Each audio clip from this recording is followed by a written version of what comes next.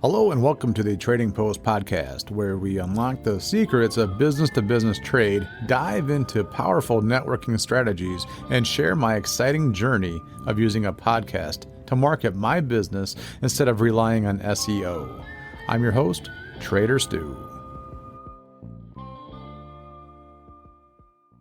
Hello everyone and welcome back to the Trading Post with Trader Stu, and I just wanted to go over a couple of things with a article that I read. I don't know if you ever heard of Gary Jones, but I guess you probably wouldn't because you don't really care. But unless you're doing podcasts, which is actually that's what this is all about, is you correlating podcasting to Bezos and Amazon and using his methods into a podcast. So I'm going to give him credit. Gary Jones on LinkedIn. It's just an article that he sent out, and I was like, man, I got to talk about this on the podcast because this is exactly what this season's all about, which is kind of like the experience of podcasting for business promotion and growth. Because, you know, like I said, SEO, I've said that for a while now, SEO is kind of, I guess, a dying thing a little bit unless you're using it for AI.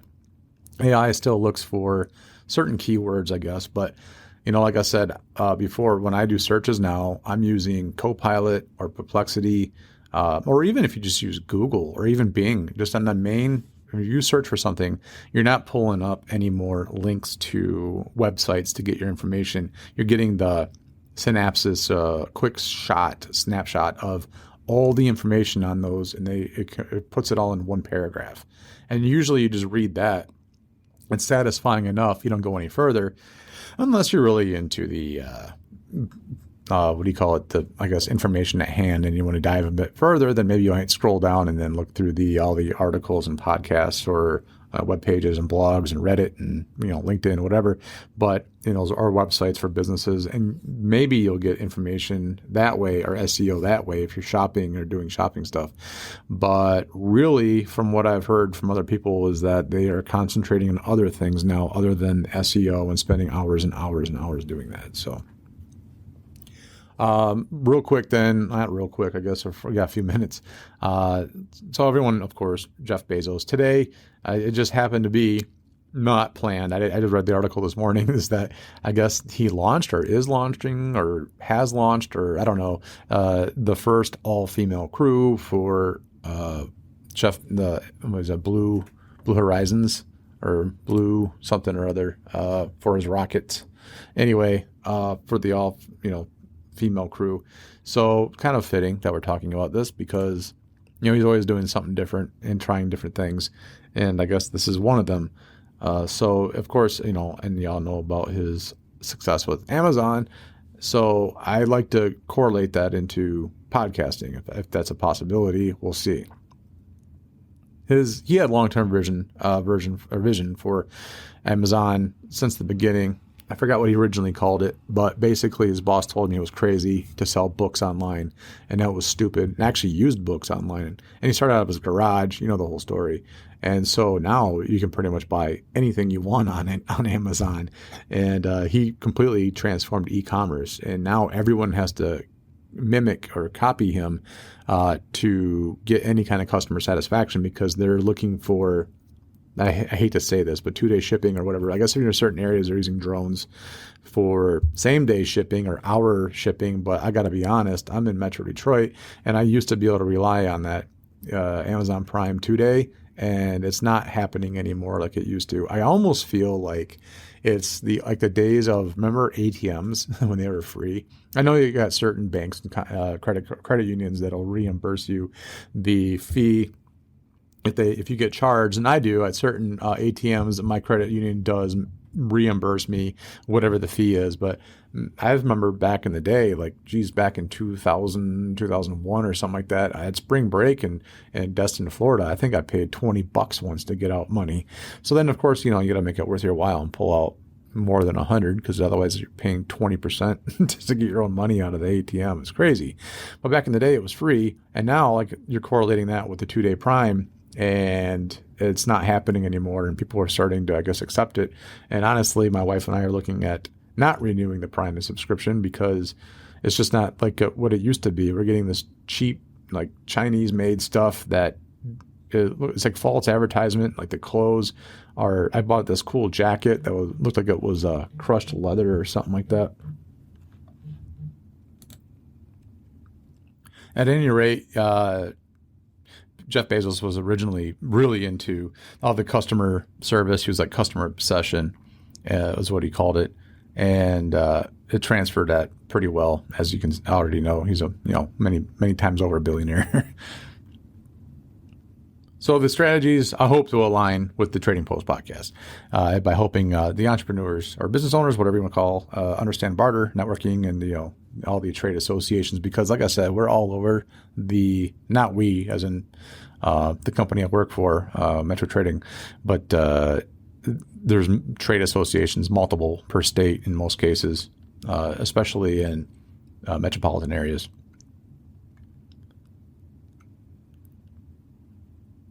So Bezos was quoted by his famous line. He says, we see our customers as invited guests to a party, and we are the hosts.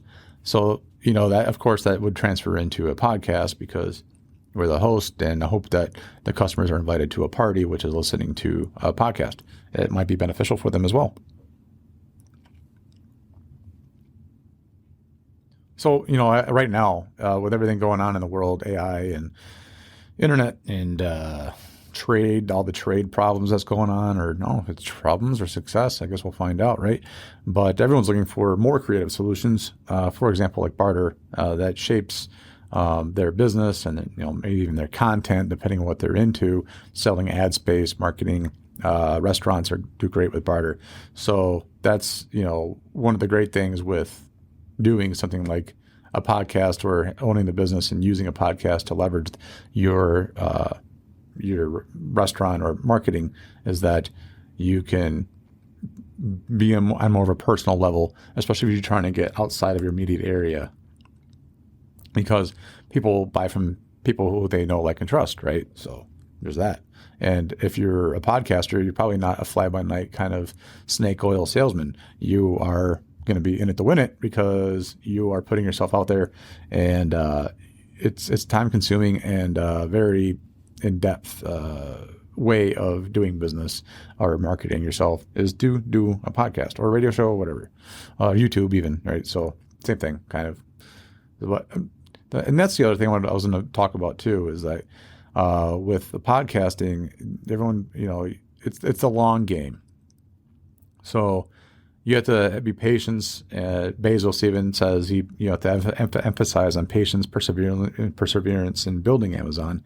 And it doesn't happen overnight. So, and most people, all they see is the success, and they just see like, oh yeah, Jeff's a multi-billionaire, but you don't know, those sleepless nights and the fighting you probably had with the wife or whatever, divorced now, so I'm sure there was, but everyone always sees the end. You don't see that he was told he was an idiot because he's got a real job, and why would he ever want to start selling online used books? That's crazy. But he was like, screw that, I'm gonna do it anyway. Let's just see what happens. Why not? And one thing with working, like burning the midnight oil, as I call it, is the consistency is key. I've noticed already, I tried an experiment last week, and if you don't know about Buzzsprout, but if you probably do, because if you're podcasting for your business, you probably have looked into multiple RSS feeds, and Buzzsprout is one of the leading ones out there, and because they share to every other podcast listening device, essentially. So consistency is key, and I was just starting out, and I was trying to upload once a week, right?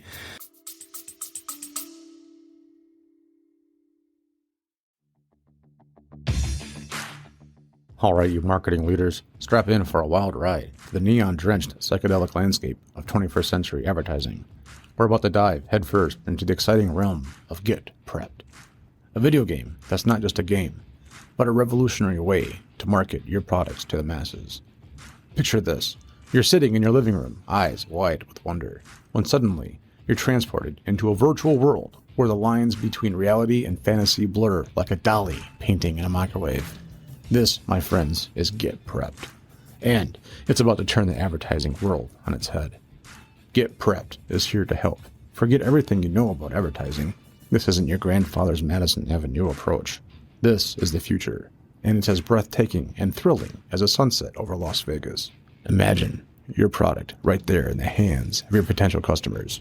No ad blockers, no skip buttons, just pure, unadulterated exposure. It's like delivering your message directly to the consumer's heart. And the reach? My God, the reach.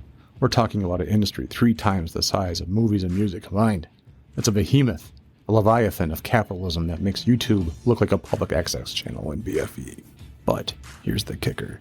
The amazing opportunity that'll have you smiling all the way to success.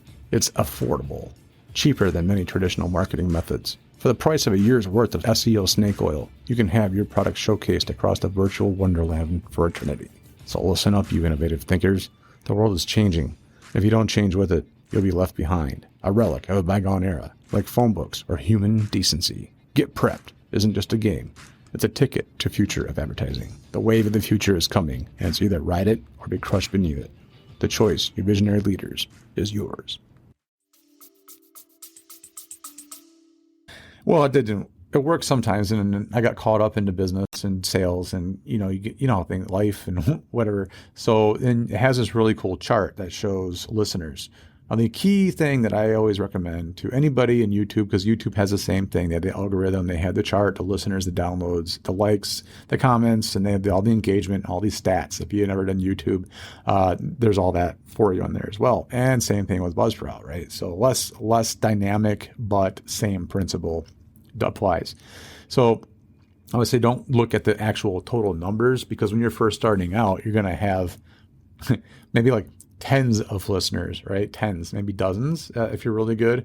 Or then later on you get into thousands, right? So what you want to do is not look at the number of downloads, because Buzzsprout's pretty clever in the way they do things, and that let's just say you have listeners and are going, like, you have 5 on one day, and then you have 1 on the other day and 2 on another day, right? So you got 3 days of listening or downloads, right? So, but on their chart, it looks like it's skyrocketing, because by comparison of what you've had before, I think that's how it does it. It shows what you've had listenership on this day compared to this day. And then, 3 days ago, I think there's 7 days ago, 10 days ago, and whatever, it goes up from there. I think up to a month or 2. Anyway, it doesn't matter. So, but their chart is what you want to look at. It's like a stock chart, like a graph. And the whole thing you just get in your head and not look at the numbers is you want to make it go up, right? Planes rise, profits rise, listenership, that rises. So when I was doing 1 a week or even less, it would shoot up, but then it would plane out, right? It would level out, because you quit. You only had so many listeners because you're new anyways, right? So interest. So you might get it shoot up to like 4, you first start out, or 1 maybe if you're lucky, and then it'll plane out. And then you're like, okay, well, next week I'll do it again. And sure enough, it spikes.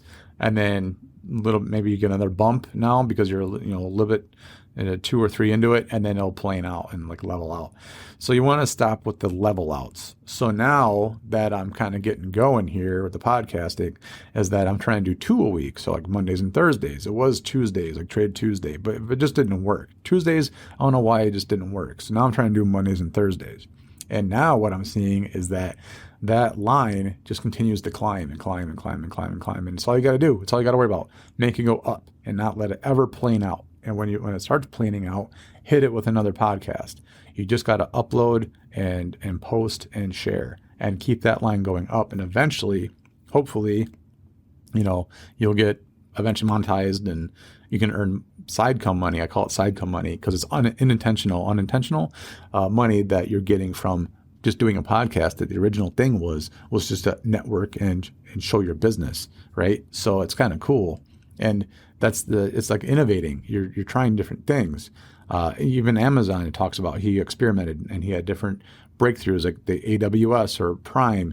And, I've been subscribed to Prime for a while, and you get the movies, which aren't obviously that great, but I do listen to the music a lot. And then just like everything else we talked about earlier, the ATMs, Prime started out as awesome. And then you want good music, like really good music, like the new stuff. Oh, okay. That's an extra $3 a month, or I think it's $7 now. I don't even pay for it no more because I use YouTube music. But anyway, if you wanted actual good music on Prime, you had to pay extra for it above and beyond your subscription level, which I was like, really? Oh, okay. So just roll it in the price, just up it. It doesn't matter, whatever. So, and honestly, I don't even know what AWS is. There's an abbreviation here, but because I just was taking notes for the podcast. So, I don't know what it is. I don't use it. So, actually, you know what? I'm gonna Google it right now. AWS, Amazon. All right, Amazon Web Service. Oh, okay, that's cool. So they're a cloud provider, cloud computing services. Okay, so I guess that's like what Google. What's that laptop that Google has? That uses the online servers to do all your computing power, so the laptop itself isn't all that powerful, but you're using cloud-based computing and their RAM and that's cool. Okay, all right, that's neat. I didn't know about that. I didn't know he did that. There's also a lot of things in Amazon, I guess, too, that help small businesses. There's like universities that you can take free classes on, and things like that. It's kind of cool. Kind of like your library, So there's some free things out there that I guess it's a loss leader for them because they figure, well, if you're going to do business, hey, you're going to remember us and buy all of the things you need for the business through Amazon. Pretty genius. There you go. There you go. Innovating, right? Innovating. So everyone's like, oh, you know what you need to do is video. Do you do video? I'm like, no, I don't do video. Why not? You should do video. I'm like, okay. I saw another stat, and I talked about this in another podcast, actually, was that the top 50 podcasts that you can just look this up too. Top 50 of them, I think I said 43 of them do only 43 do video. So 7 don't. And they're still in the top 50.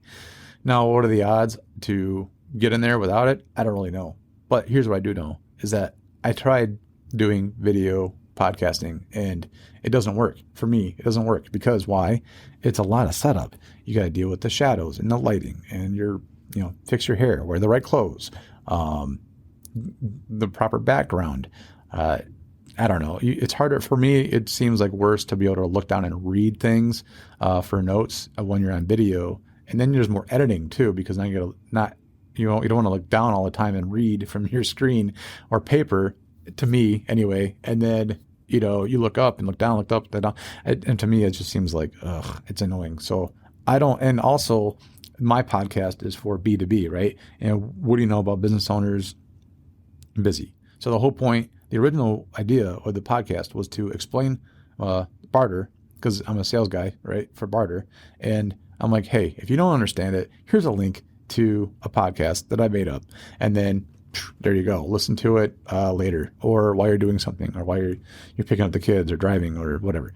So that was the whole point. You ain't got time to sit there and watch a video. You're busy. You got the business, maybe you got kids, you got practices to go to. You don't got time to sit there and watch a video. But maybe podcasting, you do, right? Because the earbuds are in and it's just easier to do something and then do that at the same time. That was the whole idea. So for me, except for maybe marketing wise, I might get into it for marketing eventually on YouTube and I have like cliff notes out there, because honestly, a lot of things that I watch about on Joe Rogan is all from video content that they snip, pieces of his 2 or 3 hour podcast and they do a minute long short and you're like, oh, that's funny. I don't know. It doesn't get me to listen to it though either. I don't listen to Joe Rogan because I don't have 2 or 3 hours. I don't really care enough about many topics to dedicate 2 or 3 hours to listening to somebody else talk about it, I guess. But I do have 30, 40 minutes on the way to work. I went back from work for longer, maybe 45 minutes to an hour, because I'm in Metro Detroit. So going south is not as good for me as it is in the morning. So, I try and gear everything towards that time frame, at least 20 to 30 minutes, right? So it's enough.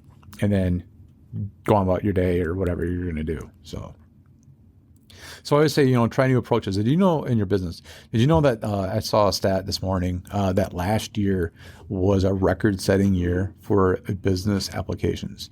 So I don't know why. They said the video I was watching, actually, it was a video in the morning, that it's not good, actually, really, because all the new businesses starting up were in low income areas. And for some reason, it was bad for the economy. Not sure why. Again, I have like squirrel level attention span. So I skipped through it, but I just wanted to mention that everyone's trying businesses now because jobs are so hard to find, essentially, is what the whole deal was about. And that you should, not should, but people are trying businesses because they can't get hired and they need money. So they're trying their bakery or pizzeria idea or whatever, you know what I mean? All right, so a couple of tips, I guess, of course, focus on actionable services and advice. It says here in a bullet point, for example, I would say maximizing barter deals or barter trades, and that would be to look for things that you can use for not having to pay cash. Trade and barter associations around you, not just me in Metro Detroit, but I'd love to bring you on if you are available, of course. But like I said, we're everywhere, all the trade associations. So look for what you can do and not pay cash. Cash is like rent, insurance, of course, payroll, and you got your utilities. Most everything else is available on trade. We get calls in here every day to our office of people that were, say, busy enough on cash jobs that they were turning away some trade, which is the idea. Once you sign up for, usually with a trade association, at least with ours, if you're busy enough with cash, then you don't have to take trade. Trade is the whole point of filling excess time and capacity. That's literally in the sales pitch. Do you have excess time? Do you have excess capacity? Do you have excess inventory? If you do, you're a candidate for signing up for a trade association. If you don't, then you're not my guy or girl, right? So, or maybe later you will. Maybe sign up and then put me on hold, and then I'll call in when I need more business, and then we can play that, and that's what it's all about, is filling your excess time and inventory. And I mean, obviously, once you get rolling, we have people in there that are in the group that I work for since the 80s, and so. And I used to work here back in 2013, and now I'm back. It's kind of like once trade gets in your blood, you miss it because it's like a larger version of a chamber of commerce, I guess you could say. So there's no meetings, obviously. We have one trade show a year that the company I work for, and you just feel like when you walk into a shop, it's like you are living in a small town again. Like when I used to live in Frankenmuth, Michigan, I would walk in and the owner probably knew me, or I knew them, or I knew their kids, and I knew, or they knew my grandparents or my parents, So it's kind of like that one-on-one personal touch. It's just, people miss that. People miss that village feeling, and so that's why, I got on a tangent here, but with trade. But anyway, so that's kind of what it's all about. It's like I always call it the small town or big city feel with big small town appeal. So you get the big city version of it, but you also get the village like one-on-one kind of sale that you miss by moving out from a small town and going to a city. So. Discuss Amazon's growth is what I have here. I don't know. I think I'm going to skip this one. Becoming a global marketplace. Blah, blah, blah, blah, blah, yeah. What else we got here? Oh, yeah.